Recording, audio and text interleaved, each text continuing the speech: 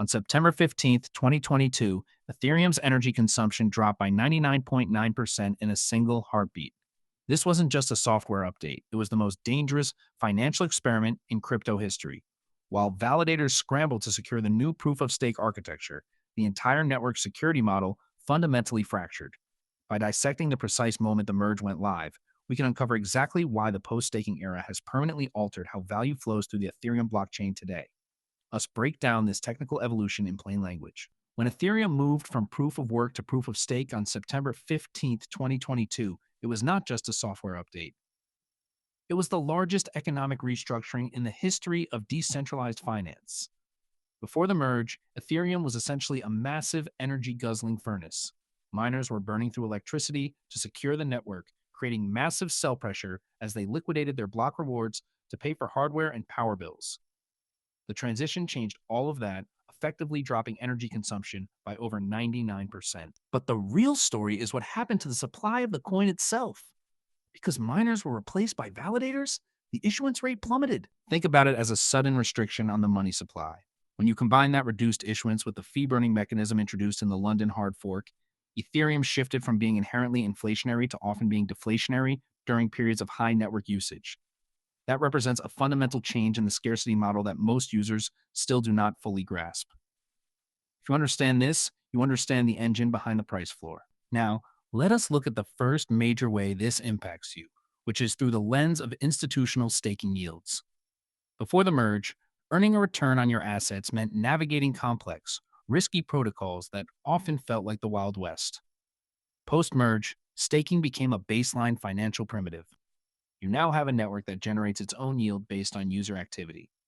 A study from the St. Louis Federal Reserve Bank highlights how this effectively creates a risk-free rate for the crypto ecosystem, similar to treasury bonds in the traditional financial sector. If you are holding your assets, you are no longer just betting on price appreciation. You are participating in a global compute economy that pays you for securing its infrastructure.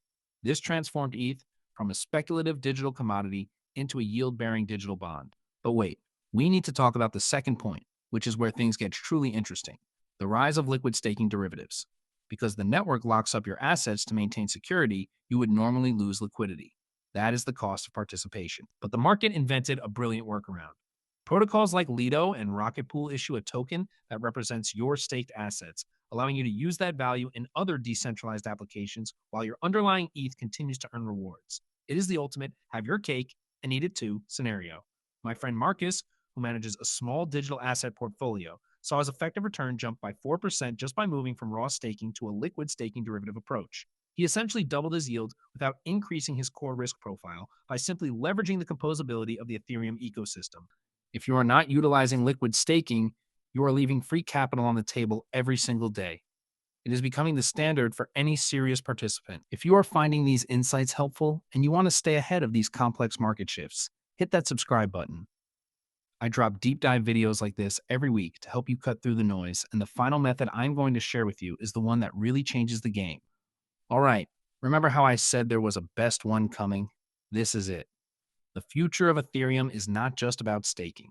It is about the ultra-sound money thesis being stress tested through layer 2 scaling solutions.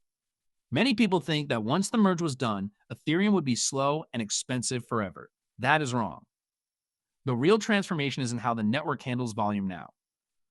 By pushing transaction execution to layer 2 networks like Arbitrum and Optimism, Ethereum effectively settles its security on the main chain while allowing users to pay pennies for transactions. Here is the kicker. Every time these layer 2 networks batch their transactions and post them to Ethereum, they burn more ETH.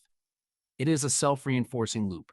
The more people use cheap layer 2 apps to play games, mint NFTs, or trade tokens, the more scarce ETH becomes. This is the secret mechanism that makes the network stronger the more popular it gets.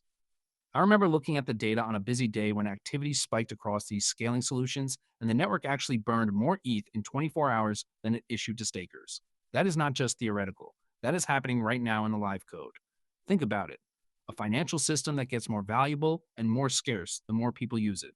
That is a structural advantage that traditional fiat systems simply cannot replicate.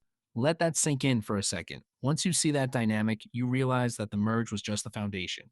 The real architecture of the future is being built on top of it, creating a feedback loop of deflation and security. So, we covered the basics of the merge, the power of liquid staking, and the revolutionary loop created by Layer 2 scaling.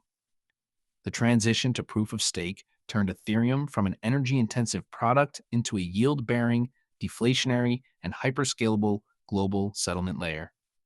If you use the techniques we talked about today, specifically by leveraging liquid staking and understanding the Layer 2 burn mechanism, you are playing the game on a completely different level than everyone else. I really hope this helped you clear up some of the confusion surrounding the future of the network.